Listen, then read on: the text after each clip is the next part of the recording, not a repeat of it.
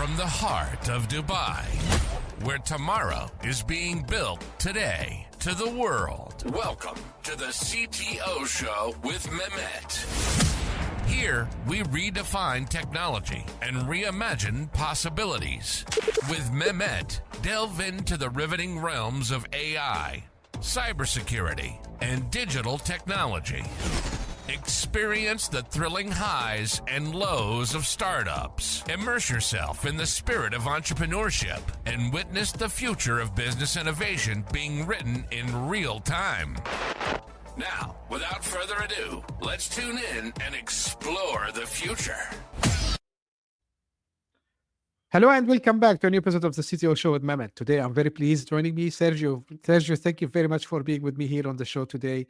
The way I love to do it, as we were discussing before, I like my guests to introduce themselves, to tell us a bit more about your background and your journey and what you're currently up to. So the floor is yours.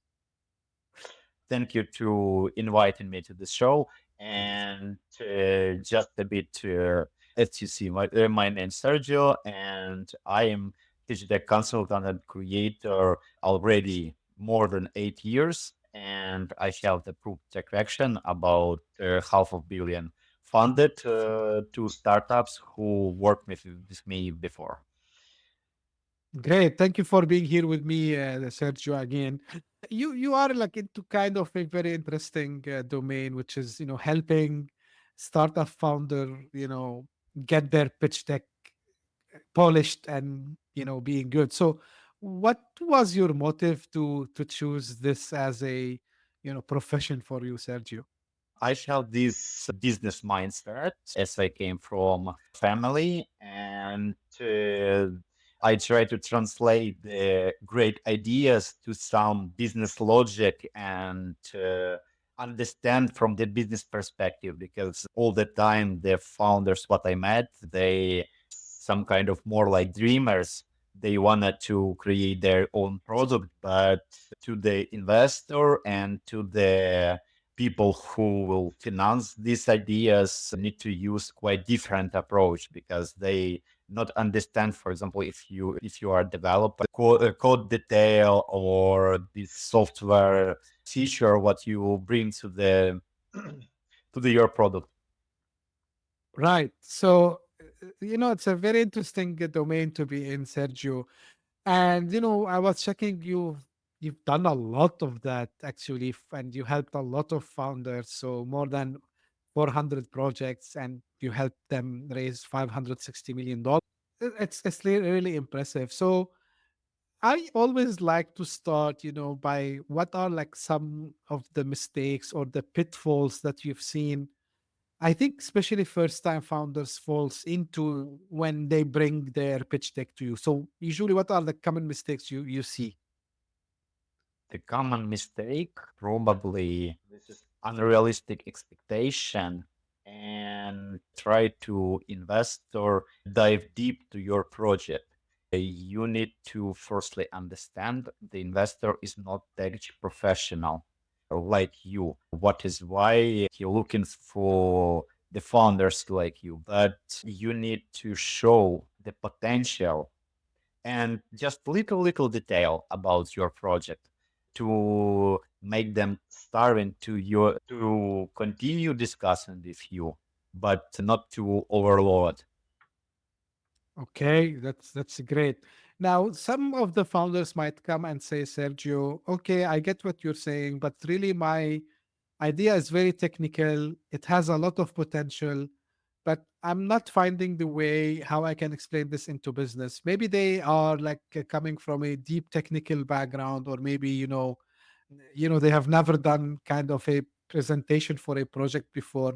So what kind of tactics, I would say, usually you give these founders so they can truly translate, I would say, technical terms into something that investors which cares about the business will understand?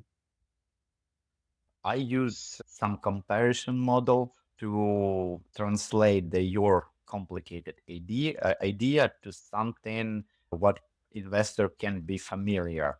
You always able to find something be familiar what you can compare your project. technical background is quite good.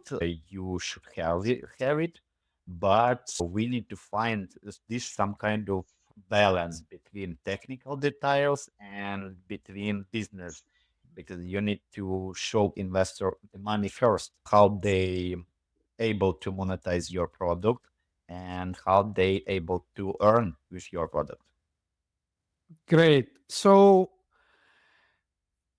a question that always comes also, Sergio, like how long or short the pitch deck should be. So from your experience again, like what are the most successful ways you've seen it? We haven't one time recipe to it, but that should be long enough to explain details, but short enough to not make them bored. So the standard approach, what I use, it's about 12 to 15 slides. Sometimes it can be a bit more, but if you have some more details, we can move it to like appendix section and show these slides only if someone asks you about it. For example, could you show me architecture of your application? Okay, I have the slides for this, but most of the time you need to stay in this limit. 12, 15 slides would be perfect. Wow, that's very good. And I think I see a lot of people who send. Let me ask you this because I've seen these decks which are like 30, 40 pages sometimes.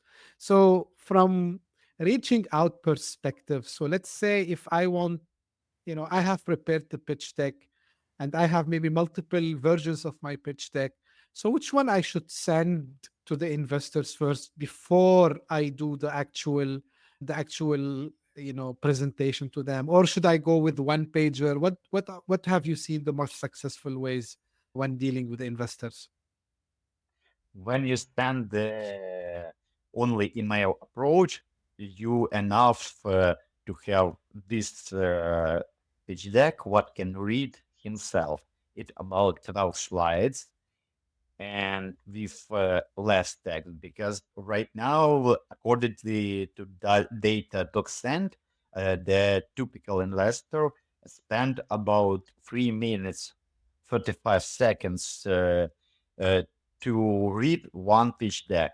And if you send about 40, 50 slides pitch deck, no one will read it because it's too complicated. It's time assuming, and you need to understand it deeply. Most of the investors will to trash, or maybe I will read it later, but most of the time it never happened. So uh, about the one pager, you need to send it just after your actual presentation. So we can divide three type of pitch decks. One, it's what you send it to make it then interesting. Second one, it's for actual presentation when you on the boardroom or video call with investor. And second one is like some kind of one pager just to remind key numbers after actual meeting happen. Okay, got it. Now, one other thing, which always, a question that keep being repeated, I would say, Sergio, how to do the balance between the design, the aesthetic side of the presentation versus the text, right? And what have you found the best balance between something which is just too much graphics and transitions in the slides and something which is also too much text? So what are like some of the best practice also that you can share with the audience? First of all, we need to not overload slides with the text, because right now we all the scanning the text and we not read it deeply. You can just check how you, if you open any article on the internet, you just quickly scan it, not deeply and concentrated in it. So you need to try to stick only one idea to one slide. And about graphic effects, This is complicated stuff because the design is less important to the pitch deck than content. Design should support your ideas, not you. Your aim not sell the design actual your presentation. Your aim to sell your business, correct? Right. Of course, the aim is to sell the business. Now, we see a lot, Sergio, people on LinkedIn and different places where they tell you, okay, take this template and you're gonna succeed. Like, for example, some people they say the Sequoia template. Some people they go and say the Y Combinator template. What's your take on this? What you can tell us? I never use, from my approach, I try to never use templates because if you go to White Combinator or different big companies, yeah, they have some templates because they too used to see and they wanted to see this slide, what they seen before. But if you go to other investor, then you need to use personal approach. As I like to say, do your homework. You need to understand which type of investor you planning to present, and from their perspective, choose the slides what you wanted to show to them. Because angel investor looking one type of information, VC funds looking different type of information, some family offices looking third part of information, and you need to use some kind of personal approach to each of these investors.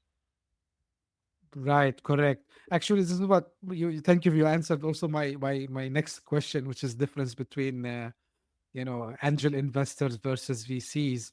Now, have you seen any time where the founders needed to pitch multiple times to the same people, or like usually it's like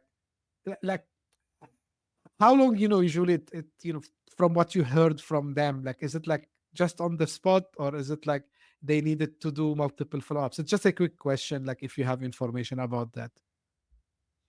Mostly you pitch in one investor one time. If they interesting, we go to actual contract and detail how investor investment will happen. If sometime it's too early, but can be the investor, okay, I need this type of information. For example, you can get the answer like, yeah, your project quite interesting, but I need from you this information and this information. In that case, you can go them again, but mostly it's not some kind of pitching. It's just, okay, provide me your business plan, and then communication via email or personal. You can bring your business plan or answer some other questions. But from my approach, I try to prepare founders as much as possible. So, for example, after clients work with me, I give them answer about 300 different questions what investor can ask. So I have some kind of PDF with all details of particular business, and you can take a look and be prepared on the first meeting. So because to investor, it's a big red flag. Then he asks you some question and you don't know the answer. Got it. Got it.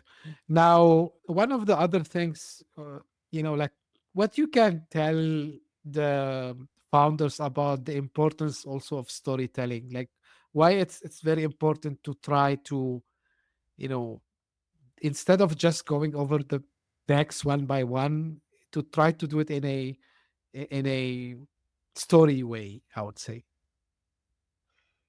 The storytelling in pitch decks is key. You need to, for example, if you first time founder and you wanted to pitch like angel investor, they wanted to listen your background. You can haven't any MVP yet, but you have only idea. So you need to show this passion, this fire in your eye to make them quite interest to your project. If you go to Another type of investor is related to what I said before. You need to do your homework. And yeah, I'm sure the content and storytelling is most important in the pitch deck than just graphical design. Right. One other aspect also, maybe you touched base a little bit, but so you said like of course each startup is different and we don't move by template, but and you mentioned about the number of slides between 10 to 12. But I've seen also I mean, and this is regarding, I think, to the storytelling. So I've seen people, for example, they mix where to put each part. So for example, they start with the team first and then they go to the market size and then they tell us about the problem they are solving, or sometimes so on a high level, is there like a best practice also in structuring the pitch deck itself in terms like which one comes before and which one should be at the end? If you can just tell us, for example, which one should be the first one, I mean the second probably after the title, and which one usually should be at the end. This is the type of investor. If you go to the angel, you need to show your experience. So here, the team slide at the first would be make more credibility. But mostly, you need to first two slides. It's problem and solution. So people able to open your file and okay, you have this problem and you have this solution. The next one, it can be team slides to show your experience. The next one can be market competitor or market size. Also, if you go to the VC funds, they more interested in numbers. So you need to show your potential revenue. You need to show the market size. And everything about numbers, because they have mostly many startups what they funded, and they mostly less interested in your story more than in actual finance what you can bring to them.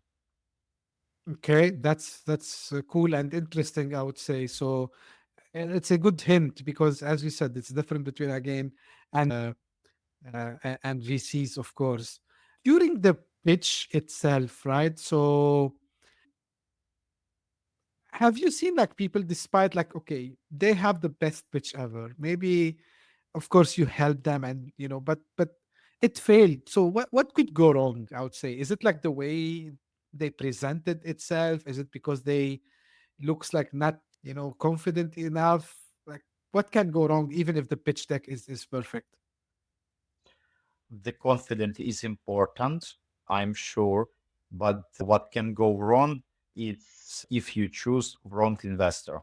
For example, if your project about medtech and you will go to investor who mostly investing in agrotech, your pitch deck, even it would be perfect, it gets failed because the investor not investing in this type of project.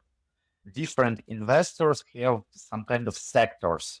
Some investor invest in only the project, for example. Some of them only in medtech. Some of them in application, different types.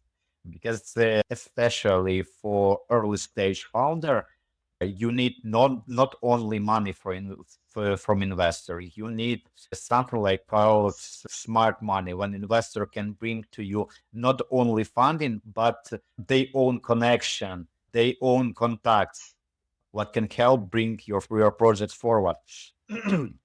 So important to find the investor who have these contacts.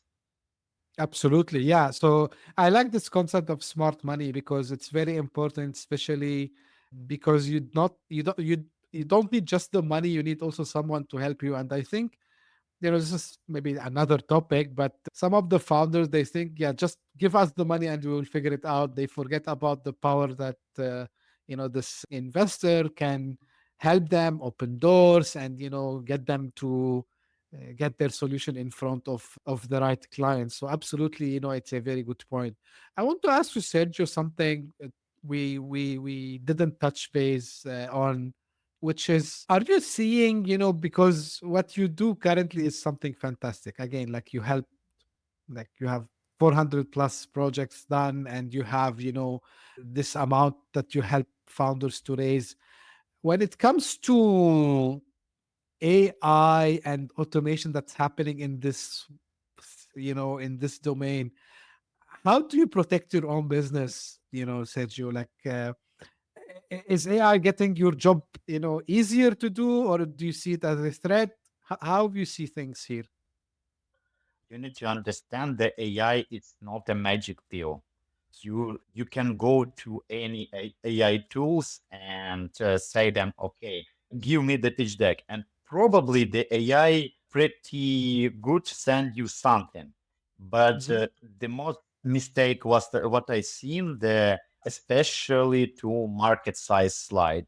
Uh, you founder go to, for example, OpenAI and okay, calculate me market size, and AI will bring some data, but this data not relevant.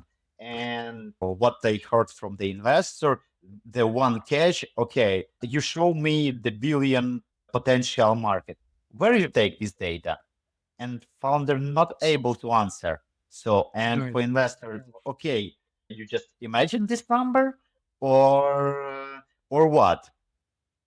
And this meeting would be fail because to investors it seems like about your potential market size, and this is fail. This totally fail. So to create the pitch deck with AI, you need to bring your experience, and this is not one case solution. Okay. Yeah, AI can help you be more prepared. This is not a threat. This like helper, Right. but not the case solution. What you can just simply use instead of actual professional with experience. Absolutely. Absolutely. Yeah. And to your point, like AI cannot do everything for you. As you said, like right word, and I like it. It's not a magic pill, 100% on this. Now, if I want to ask you, Sergio, how are you seeing the fundraising, going? Is it becoming easier? Is it becoming harder? Like how things are moving currently? Right now, it's becoming harder because of many startup failed and investor became more picky to each project. They after they made you made first interest, then investors take a look more closely to your project, more closely to your experience.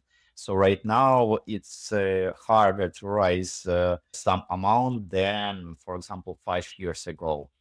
Especially, I heard from one VC fund, they back to the AI, they use some kind of AI filter under their email. So when you send the email to VC fund, this pitch deck go to some AI pre-check.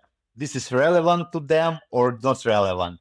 And if you go to not specified investor, you will haven't any answer from them.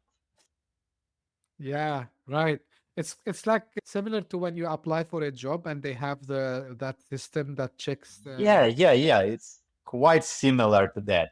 yeah, they call it ATS systems, right? So it's just check for couple of keywords, right?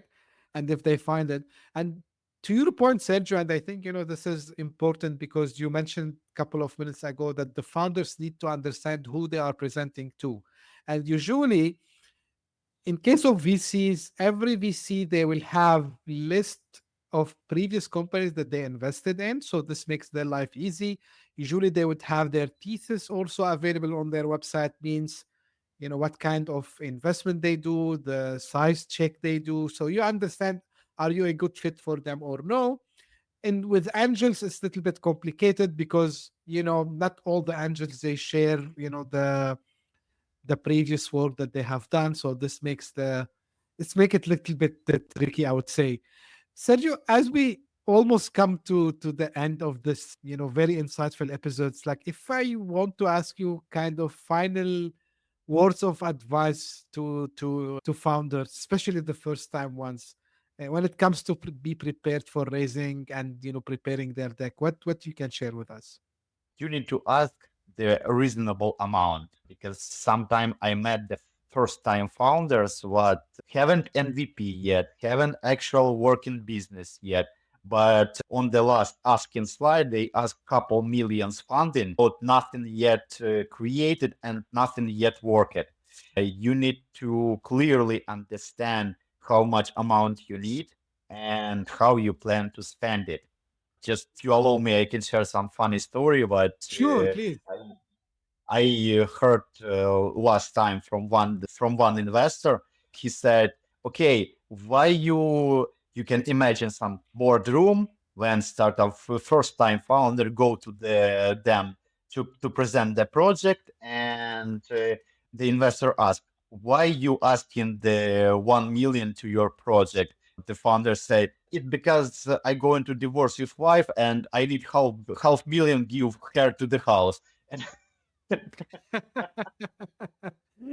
it makes sense. It makes sense, by the way.